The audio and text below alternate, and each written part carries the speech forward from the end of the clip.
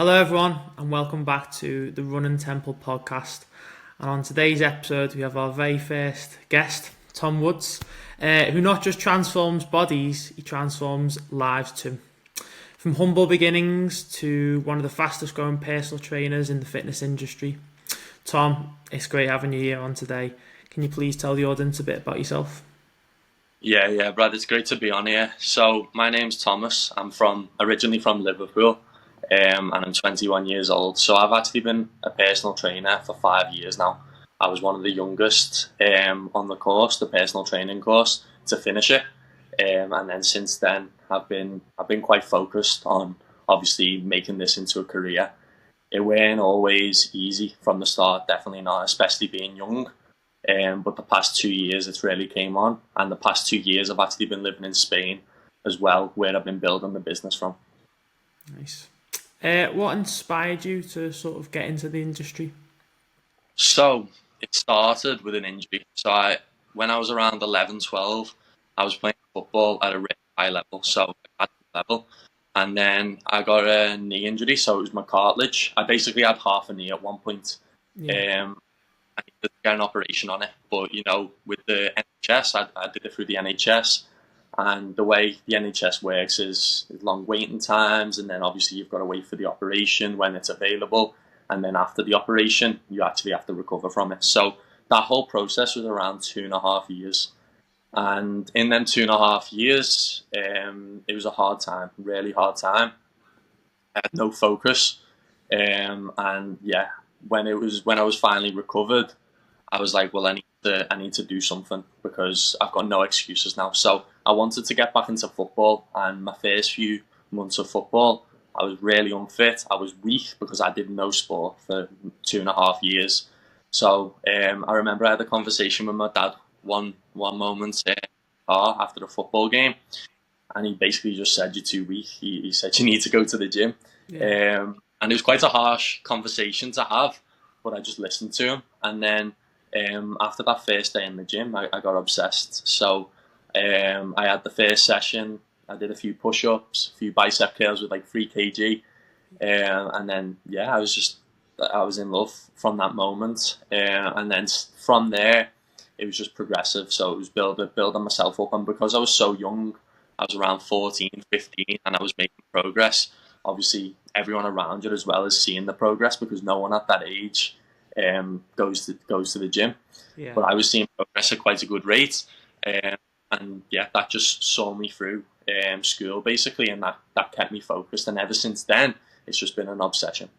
Yeah, it's quite an inspiring story actually because it's like that flip of the switch and that conversation that you said you had with your dad, and then look at what you've gone to achieve from there on. So it's really Conversation. good, isn't it? It was a life-changing conversation. Maybe it weren't meant in that way from obviously my dad's perspective. Uh, just like that one game, I remember there was the guy who was a lot taller than me. I didn't have my growth spurt yet. I was still quite small. I mean, I'm 6'3" now, so it was well before my growth spurt. And he was just pushing me off the ball, and he just said, "You're too weak." My dad, he said, "You're too weak. You need to go to the gym." And I just took that literally, and ever since then, yeah, I've made it a priority to go at least three times per week. Yeah. Okay, right, moving on. So I'd like to know a bit about, what you offer as a coach and sort of, what different programs you offer for some of your clients. So I'm not a traditional coach. Like I said, I've never really been that typical personal trainer. I've never worked on the gym floor. I've had in-person clients, but I've never actually worked on the gym floor. And yeah, I've been building online, so it's been progressive over time. Just like anything, just like the gym, just like running, it's progressive over time, and it's been a big learning curve, honestly. So when I did my PT course, I had the knowledge there. I really value my knowledge. I studied a lot, and it was because I was actually interested in what I was studying. So the knowledge was always there, but then there's the whole side of the marketing and then building something online, which was a completely different ball game. So it's just been over time I've developed into this personal trainer, and I do the typical physique coaching, muscle building, fat loss, but I also work with a lot of corporate clients as well and build energy levels, metabolism. that's something I really want to prioritize because it's a big problem. Not only do you have to look good, but you have to feel good. So they're kind of what the programs entail. Yeah. Okay. How do you tailor your programs to people who are targeting different things, i.e., fat loss, muscle gain, just wanting to feel and be Well, physically fitter? I always say, so the first week or 2 weeks of my program is a testing week.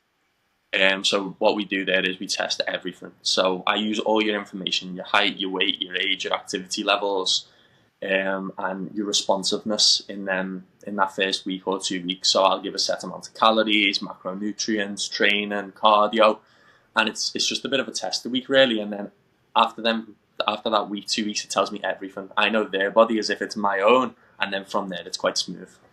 Yeah. How important is sleep and recovery in a training program? Well, it's the most important, I guess. For me, actually, a funny story. When I first started the gym, I was that obsessed. I didn't take a rest day for about 5 months. Wow. Um, then I did my proper research and I realized, okay, well, I need to be having a rest day. And then I went to 6 days, Yeah. which was hard in itself. But over time, I've actually lowered it, and now I only train 3 to 4 times per week. But I'm actually making the most progress I've ever seen, Yeah. because of that recovery. So when you're sleeping, when you're recovering, that's when your muscles are rebuilding. So in the gym, you break them down running, you're obviously breaking muscle fibers down there, and then during the recovery is actually when your body adapts and makes them bigger, stronger, faster. Yeah. How do you keep your clients motivated? Because obviously there's going to be days where they feel like they don't want to get the workouts done, and they think, right, I don't want to do it. But how do you, sort of get them in that mindset to think, right, I'm ready for this. I'm going to smash the workout. I'm on the back every single day. I'm sending them messages every single day. You can't get enough of me. I'm always messaging them. And also I have weekly calls which we really dig into the reason why you might feel motivated, and then we overcome it from there. But yeah, every day we're having daily communication, so they kind of just have a reminder from me that I need to do this, not only for myself, but now I've got someone else to do it for, who's checking in on me. So it'll be a disservice to myself not to do it, Yeah. especially when pay money as well. They're paying money to better themselves and give them the best service possible. So there's no excuses why they shouldn't get the results. Yeah. How have you built your client base over the years? Again, it's been a long process. What I do now is completely different to what I did when I started out. But I think it's just a consistency game. I've been posting every day for years on end, and I'm in everybody's faces. You go on Instagram, I've got a story up. You go on TikTok, I've got a video out. So I'm everywhere, and you just see me everywhere. Yeah, so that it's probably a consistency game, but also just over time developing knowledge on, for example, marketing, sales, etc. Yeah. Okay. What advice would you give someone, who feels a bit intimidated or, a bit shy in the gym and who doesn't sort of know what they're sort of doing? Well, we've all been there, haven't we? Whenever we're starting something new, itself, we stepping out of the zone a lot, but it's just taking that first leap. And once you've took that first leap, you don't look back. Another thing about the gym environment, nobody judges you because you're in that environment and you're working on yourself. And the actual people you meet in the gym is like-minded individuals. So they're going to be cheering you on. You're going to make friends for life, and you're going to find training partners. So that should never be a reason to not go to the gym. You can build a bit of confidence at home, maybe if you want to do some weight training at home, maybe with a set of dumbbells. What I do with a few clients is, if they really are intimidated, with the first month, I do at-home workouts, and then they can start to understand the mechanics. So they build that confidence, and then as soon as they go to a gym environment, they can just progress then because they know how to do the exercises and they're not scared of performing. Yeah, I like that actually because it's sort of a good introduction for people to sort of get into just using all the weights and getting to know different exercises. And then, like I said, when they go to the gym, they feel a bit more prepared, and you think, right, okay, I know how to do this, and they don't, they feel a bit more confident, because it is really intimidating, isn't it? When you first go and you see Yeah, everyone doing the weights, and you I don't know was the what same you're doing. game. I remember, like I said, I was doing push-ups, but I was like, "Am I doing push-ups correct?" Yeah, And it's such a simple movement, but you doubt yourself. But again, it's just confidence builds over time, and the way you're going to develop that confidence is by taking that first step and putting yourself in an environment that allows you to grow. yeah. How has the fitness industry changed, do you think, since you've started? I think it's changed a lot because there's a lot more people and there's a lot more information out there, and I find that for the new people coming into the industry, it's quite hard because there is so much information out there. It's hard to believe which is correct. So you kind of need to make your own decisions now at this point, which again is tough for anybody coming into the industry. So that's something that I try and remove with my content is just be real and proven methods. Like I've had over 400 clients, so I'm going to use the information not only that I've researched, but that I've actually put into practice with my clients. Yeah. Okay.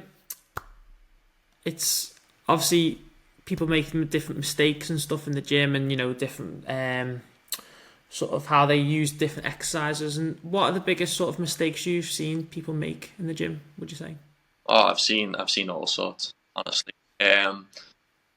Obviously, I live in Spain, like I said, and what I have noticed quite a lot since being here, they don't think gravity exists. Yeah, they're doing exercises where gravity is just bringing the weight down, so there's no strain on the muscle at all. So yeah, I think the actual mechanics of the exercises and performing the exercises correctly is a big issue, and people need to be educated on it because there's injuries at risk.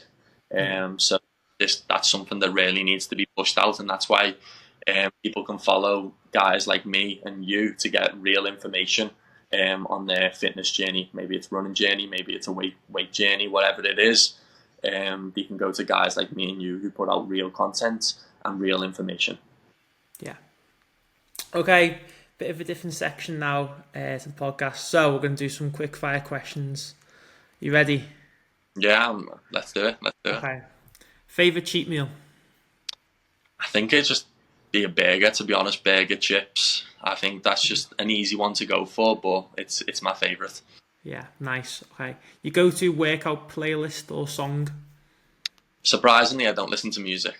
I Okay. don't listen to gym. I don't listen to music. When I go for running, like I don't listen to music at all. It's a battle between me and my thoughts, which I find works best. So yeah, no music. Yeah. One fitness myth that drives you crazy? Carbs make you fat. Barbell or dumbbells? If you could I only prefer, choose one. I prefer dumbbells personally. Nice. Like if I was to do a chest press, I prefer to do them with dumbbells than barbell. So yeah, I'd say dumbbells. What's your favourite way to de-stress outside the gym? To be honest, I don't usually get too stressed. But if I had to pick one, I'd probably say just going for a simple walk. A client win you'll never forget. I've got too many to put down to one. Um, I've had lots of challenges over the years. I think the ones that take the longest and there's quite a lot of resistance from the clients are the ones that are the best. Yeah, Not the ones that happen fast, not the ones where you say, wow, it's 8 weeks, how's he done that? It's the ones that have took maybe a year, but the clients really transform not only let's say the physique, but their actual mindset, and they've yeah, took that on for whatever else they do. yeah. Rest days, active or just total relax? Like I said, I like a walk, so if I'm on a rest day, I'd always fit a walk in. But yeah, Yeah. quite relaxing to be fair. Okay, the most underrated fitness tool. What do you mean by tool? So, sort of like a hack that many people sort of don't know about, that is sort of like a hidden gem, in the To be gym that honest, works. fitness is quite simple. It's just a case of prioritizing training, nutrition, and recovery. And if you prioritize them three things, then you'll see the results you want. So, yeah, I wouldn't put it down to one hack. Okay, tracking calories or sort of intuitive eating? So, personally, I haven't tracked calories for 5 years, but that's because of my knowledge on calories and food. Whereas if I was just starting out, I would track calories. Maybe it's just for a month, just to kind of know what calories is in which, and then from there you can start to make informative decisions. Okay, last one, the biggest obstacle you faced so far? Maybe self doubt, but I always tell myself that you need to doubt the doubts. Yeah, So then that kind of gets me through it. Yeah, uh, that's what I put it down to really. yeah. I think once you've overcome that, I think, the rest sort of Well, flows look at naturally. like he took that one first step, and then Yeah, all the other steps, it becomes who you are. So yeah, even though it might seem scary, launching a podcast, yeah, putting go out, you get used to it over time, and you get used to stepping out your comfort zone. yeah. That's it. Thank you very much for coming on the podcast. And yeah, thank you everyone. Bye bye.